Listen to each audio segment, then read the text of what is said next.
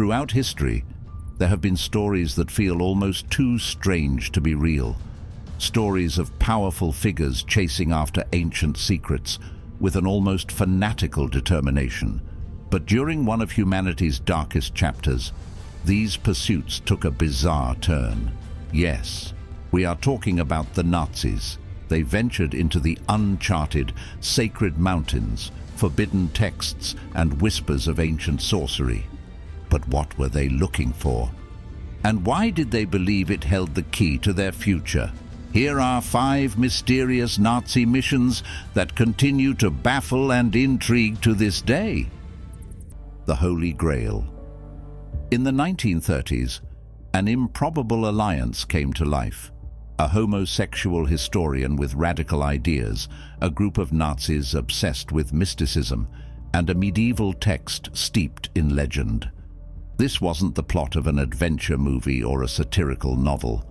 This was real and unsettling, a pursuit of one of Christianity's most mythical artifacts, the Holy Grail. At the center of this tale was Otto Rahn, born in 1904 in the Odenwald, a region of Germany alive with medieval history and folklore. As a child, Rahn was enchanted by tales of Germanic heroes, especially Wolfram von Eschenbach's 13th century epic Parzival. This Arthurian saga chronicled the quest of Percival to find the Holy Grail. For young Rahn, these stories were the stuff of fantasy, nothing more than legends passed down through time. But that perspective shifted during his university years at Gießen, where Rahn studied philology. He became captivated by the idea that myths could hold kernels of historical truth. He was inspired by the example of Heinrich Schliemann, the archaeologist who famously followed the clues in Homer's Iliad to discover the ruins of Troy, proof that myths could reveal real history. By 1924, at just 20 years old, Rahn had earned his history degree. Yet, academia couldn't contain his growing obsession. Rahn became consumed by the idea that the Holy Grail was real, not just a symbol of spiritual enlightenment or an artifact of literary imagination. He believed it to be a physical object, surviving into the modern age, hidden but waiting to be found. Rahn turned to Parzival, convinced its verses held clues to the Grail's location. His search led him to southern France, specifically to the former strongholds of the Cathars, a medieval Christian sect labeled heretical and nearly wiped out during the Albigensian Crusade. Rahn theorized that the Cathars, rumored to have secret knowledge, had safeguarded the Grail, though he found no tangible evidence. Rahn's journey culminated in the 1933 publication of his book, Crusade Against the Grail, a chronicle of his explorations and theories. The book didn't gain widespread acclaim, but it caught the eye of a powerful figure, Heinrich Himmler. As head of the SS, Himmler was infatuated with occultism and myths like the Grail. At Wewelsburg Castle, his symbolic headquarters, he had a room dedicated to the Grail and another inspired by the Knights of the Round Table. Himmler saw Rahn's work as validation of his own beliefs and summoned the historian for a meeting.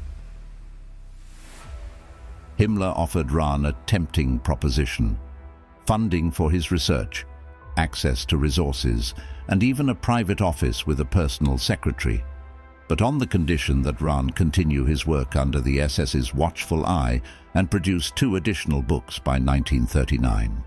The opportunity was as alluring as it was perilous. Rahn accepted, likely aware he was stepping into dangerous territory. From that point on, his life was no longer his own. The SS kept him under constant surveillance, a reminder of the strings attached to Himmler's patronage. Rahn was tasked with additional duties beyond his Grail research, including investigating Himmler's family genealogy and even joining an SS expedition to Iceland to study Norse sagas. The barren Icelandic landscape left him despondent, and at one point he reportedly shouted in frustration, I want to see trees." Despite his growing disillusionment, Rahn continued to fulfill his obligations. By 1937, he delivered his second book, Lucifer's Court. In this work, Rahn pushed the boundaries of conventional thought, positing that Lucifer, the Prince of Darkness in Christian lore, had been misunderstood. To him, Lucifer symbolized a positive force, a beacon of enlightenment tarnished by religious distortion. Moreover, his second book also failed to gain popular traction, much like his first. But in the peculiar world of Nazi pseudo-scholarship, it made Rahn a rising star. He became a sought-after speaker, celebrated in academic and occult circles. Himmler, delighted by Rahn's work, had 100 luxury parchment copies printed, one bound in fine pigskin, which he presented to Hitler as a birthday gift. Yet, as Rahn's professional life soared, his personal world began to crumble. Rahn was not the archetypal SS officer, small, introverted, and bookish. He was an odd fit among the brutish, swaggering men of Himmler's inner circle. Worse, he was a heavy drinker, openly liberal in his political views, and homosexual, a dangerous combination in Nazi Germany. Before joining the SS, Rahn had written to a friend, lamenting, "It is impossible for a tolerant and generous person to stay for long in this country, which used to be my wonderful homeland." Some suggest Rahn viewed the Nazis as a means to an end, tolerating their company for the sake of his research. In one story, a former acquaintance spotted him in his SS uniform, complete with swastika armband and ceremonial dagger. Rahn reportedly shrugged and sighed. One must eat. Himmler, though aware of Rahn's personal life, chose to overlook it, so long as Rahn continued producing work that fed the Nazi mythology. When a homosexual affair surfaced just before Lucifer's Court was released, Himmler issued Rahn a mild punishment. He forbade him from drinking and assigned him a brief stint of guard duty. Otherwise, Rahn was forgiven. But by 1938, cracks were showing in Rahn's loyalty. He spent increasing amounts of time abroad, mingling with politically suspect groups, and leaking embarrassing details about the SS. His failure to provide proof of Aryan heritage fueled damaging rumors of Jewish ancestry. Then came another scandal, a second affair, this time with a Luftwaffe officer. Himmler's patience snapped. Rahn was assigned guard duty at the Buchenwald concentration camp, a horrifying experience that profoundly affected him. After witnessing the atrocities at Buchenwald, Rahn's fragile mental state deteriorated rapidly. In February 1939, he resigned from the SS. Those close to him described him as deeply agitated, haunted by what he had seen, and teetering on the edge of a breakdown, seeking solace. Rahn retreated to the Austrian Alps. In mid-March, he walked alone into the mountains surrounding the town of Sol. Weeks later, his body was discovered, frozen and lifeless. The exact circumstances of his death remain a mystery. Some speculate Rahn, marked by his sexuality and political views, was targeted by the SS. Others believe he chose death over the torment he feared from his former comrades. But Rahn's tragic end didn't extinguish Himmler's bizarre obsession with the Holy Grail. Convinced that Jesus, despite his Jewish heritage, was somehow Aryan, Himmler pressed on. In 1940, Himmler journeyed to Montserrat Abbey in Spain, flanked by SS guards. Certain the abbey held secrets about the Grail's location. Himmler interrogated the monks, only to have his theories dismissed. Frustrated but undeterred, he made a generous donation to repair a local well, likely hoping to curry favor with Franco's fascist regime. Yet even this gesture yielded nothing. The Nazis' quest for the Holy Grail ended in failure. Its existence, if real, remains a mystery. Tiwanaku, the Lost City. In 1928, a German adventurer named Edmund Kiss stood among the weathered stones of Tiwanaku, a site in the highlands of Bolivia. However, Kiss was not a traveler drawn by curiosity. He had come with a purpose: to uncover evidence for a radical theory that had captivated him. Tiwanaku's colossal stones, some weighing hundreds of tons, seemed to defy explanation. And to Kiss, they held secrets that could rewrite human history. Kiss had become a staunch believer in the world ice theory, a pseudo-scientific idea that proposed Earth's history was shaped by cosmic cataclysms, including collisions with wandering moons. This fringe theory, championed by Hans Herbiger, suggested that such events had wiped out civilizations and left traces in ancient ruins. For Kiss, Tiwanaku was a puzzle piece in this grand cosmic narrative. He contacted Arthur Poznański, an Austrian expatriate who had spent decades researching Tiwanaku. Poznański claimed the city wasn't the work of indigenous peoples, but of mysterious migrants from the far west. He even argued that Tiwanaku's origins dated back an astounding 177,000 years, based on what he saw as astronomical alignments in the ruins. These theories were enough to draw Kiss halfway across the world. Using funds from a prize he'd won for his writing, Kiss spent months at Tiwanaku, sketching the layout, studying carvings, and formulating theories. One sculpture in particular caught his attention: a carved human head that Kiss believed bore distinctly Nordic features. To him, this was proof of his belief in an ancient Aryan connection to the site. Kiss claimed to see European influences everywhere in the ruins. He described Baroque-style doorways, Greek cross designs, and architectural elements he believed were far too advanced for indigenous creators.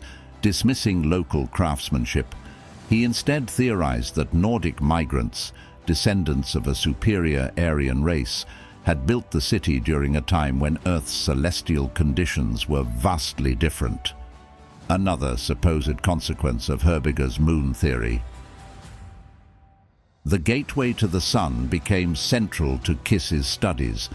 Poznański had suggested the structure served as an ancient calendar, and Kiss expanded on this, claiming it recorded a system of 12 months with days lasting 30 hours. To him, this was evidence not only of the site's astronomical significance, but also of its supposed ties to the world ice theory. He even went so far as to argue Tiwanaku was millions of years old, built under conditions shaped by a now-destroyed moon. But Kiss's fixation on Tiwanaku wasn't entirely unique.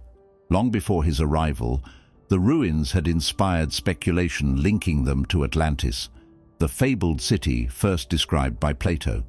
Plato's tale spoke of a mighty civilization beyond the Pillars of Hercules, a utopia ruled by wealthy and ambitious kings. But Atlantis's hubris angered the gods, leading to its destruction by earthquakes and floods. While classicists argue that Atlantis was merely an allegory warning of human arrogance, the legend persisted. During the Renaissance, the discovery of the Americas reignited interest in Atlantis. Explorers and scholars speculated that this new world might hold the remnants of the lost city. Spanish chroniclers like Bartolomé de las Casas drew parallels between the advanced civilizations of the Americas and Plato's tale. Even thinkers like Francis Bacon and Thomas More entertained the possibility. For Kiss and others in the early 20th century, these connections were more than mere fantasy. They became a tool for pushing ideologies of racial superiority. Bolivian elites, too, had long flirted with the idea that they were descendants of Atlantis. For them, the association tied their heritage to a mythic past, lending legitimacy to their European lineage and separating them from the indigenous majority. Then, in the late 19th century, fascination with Atlantis surged like never before.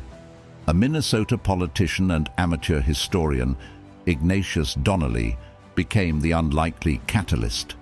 His 1882 bestseller, Atlantis, the Antediluvian World, argued that Atlantis was the cradle of civilization, influencing cultures from the Maya to the Egyptians. Donnelly's ideas ignited widespread curiosity. Soon, prestigious institutions like the Royal Geographic Society of London and the US National Geographic Society were backing expeditions to uncover the lost city, often at great cost and even greater peril. Edmund Kisse's theories, including his claims about Tiwanaku, were championed in Nazi propaganda. The SS eagerly backed his work, planning further expeditions in 1938. But World War II interrupted these ambitions, and the eventual defeat of the Third Reich pushed his ideas into the corners of history. The Witches of Karelia. Yrjö von Grönhagen was a Finnish nobleman with an obsession that few could understand. He was captivated by Karelia, a mysterious, wild land located between Finland and Russia. His fascination began with the Kalevala, an epic collection of songs by the country doctor Elias Lönnrot. Lönnrot had spent years trekking through the region, piecing together ancient fragments of a forgotten northern epic. In these tales, a hero named Väinämöinen, a powerful sorcerer, transformed barren lands into lush paradises and performed magical feats that bent nature to his will. Grönhagen became convinced that these ancient songs were more than folklore. They were the remnants of a lost, heroic civilization. His belief in the ancient power of Karelia caught the attention of Heinrich Himmler. This man was really obsessed with proving the superiority of the Aryan race. Grönhagen, on the other hand, had his own agenda.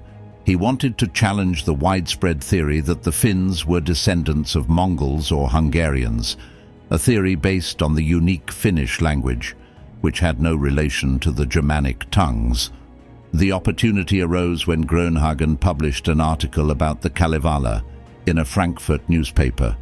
Himmler, intrigued by his ideas, introduced Grönhagen to Carl Maria Willigut, an eccentric figure obsessed with ancient Germanic spirits. This meeting would eventually lead to Grönhagen's recruitment by Himmler to work for the Ahnenerbe, the Nazi institute dedicated to researching Aryan origins. In 1936, Himmler gave Grönhagen the task of embarking on an expedition to Karelia to document the region's mysterious sorcerers and their magical songs, accompanied by a Finnish illustrator and Dr. Fritz Bose, a Nazi musicologist. The team set out on a journey. Armed with a magnetophone, an early version of the tape recorder, the group wandered from one isolated village to the next, tracking down the elderly people who still practiced the ancient ways.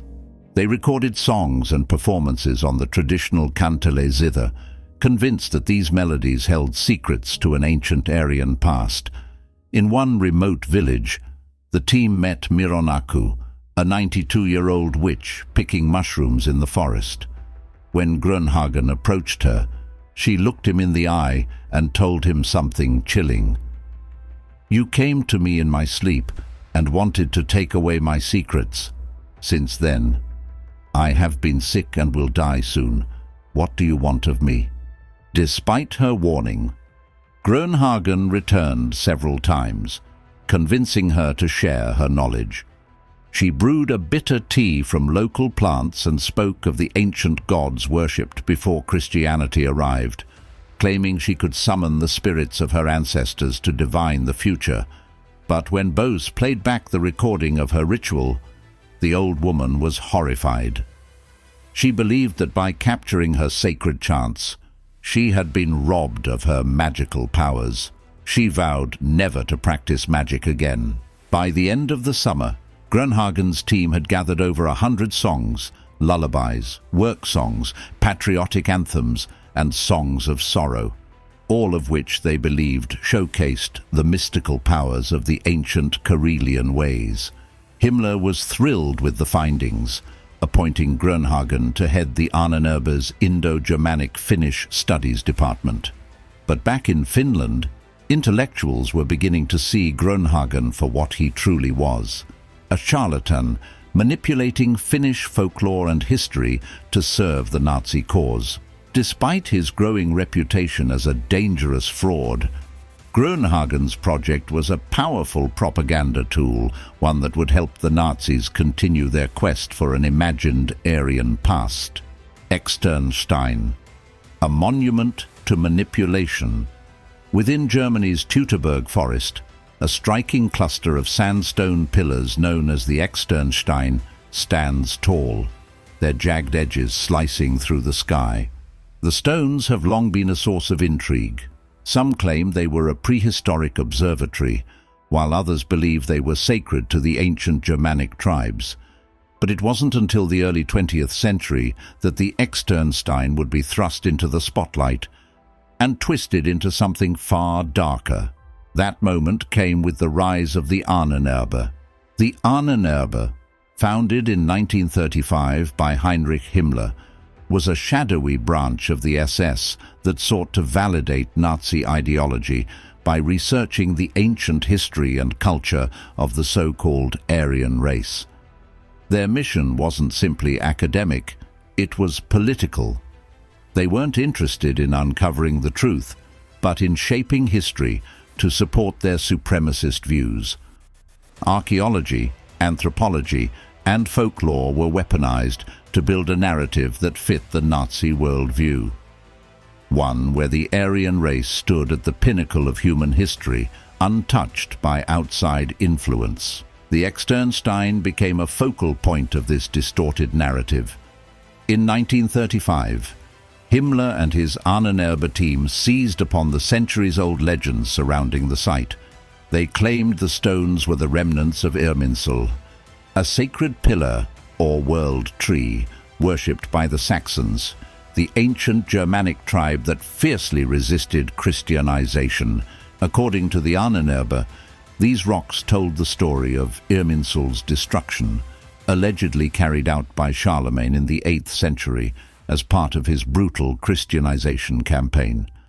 The Nazis believed this destruction symbolized the triumph of Germanic spirit over foreign influence, casting the Saxons as the true ancestors of the Aryan race. To the Nazis, the Saxons were the embodiment of strength, independence, and purity, the very ideals the Nazis sought to project onto their own people. The Externstein, now presented as the site of this sacred pillar, became a symbol of that supposed racial superiority. So much so, in fact, that during Hitler's birthday celebrations, Nazi youth would sing Saxon hymns at the site, hoping to draw spiritual power from it. Yet, the real story of the Externstein is far more complex and mysterious. These towering rocks, formed over 70 million years ago, have witnessed human activity for thousands of years. Evidence shows that nomadic hunters sought shelter here as far back as 10,000 BC. By the 8th and 9th centuries, Christian monks were carving out spaces within the stone to live and pray. The Externstein's history is rich and layered, but much of it was lost during the chaos of World War II. One piece of the site's true history remains: a 12th century relief carving of Jesus descending from the cross. Far from being a pagan shrine, the Externstein had served as a hermitage, a hideout for bandits, and, later, a romantic symbol of nationalism in the 1800s. But the Nazis had already crafted their myth. Even now, neo-Nazi sympathizers and modern pagans are drawn to the Externstein. The stones, however, show how history can be twisted, manipulated, and molded to serve dangerous ideologies, and how myths, once born, can endure long after the truth has been buried. Crimea. When Nazi forces occupied Crimea during World War II, Their mission wasn't just about military dominance, it was about something far more sinister. The Germans quickly moved to secure valuable cultural relics, using a mix of intimidation and trade to take whatever they could find. One SS officer reported casually purchasing priceless artifacts like agate necklaces and bronze figurines from the widow of a Soviet archaeologist, all for a mere 18 pounds of millet. This was just the beginning of their efforts to claim the region's past as their own. The Ahnenerbe wanted to outdo rival factions, like the Rosenberg Group, by taking control of Crimea's museums and archaeological treasures. But their true aim went much deeper. They were hunting for evidence of an ancient Germanic presence on the peninsula. They envisioned Crimea as a future settlement for Germanic immigrants, after the Slavic population was forcibly removed. To make this happen, Himmler dispatched Professor Herbert Jankun, a scholar obsessed with the theory of a Gothic empire, supposedly founded by Germanic Vikings. Jankun's task was to uncover any evidence of this empire in the region. He led the Sonderkommando Jankun, a task force that scoured Ukraine, southern Russia, and the Caucasus, looting museums and art collections in their wake. Jankun's obsession with finding a racial legacy even extended to a photograph of a Ukrainian child, with a note on the back reading, "Nina, blonde-haired, blue-eyed girl." As the war turned against the Nazis in 1943, Jankun's fieldwork became more dangerous. He eventually returned to his academic role, but was later recruited as a military intelligence officer. After the war, he downplayed his role in the looting, but his involvement is well documented. Which of these Nazi missions do you think was the most bizarre? Let us know in the comments. As always, thank you for watching. Don't forget to like the video and subscribe to the channel.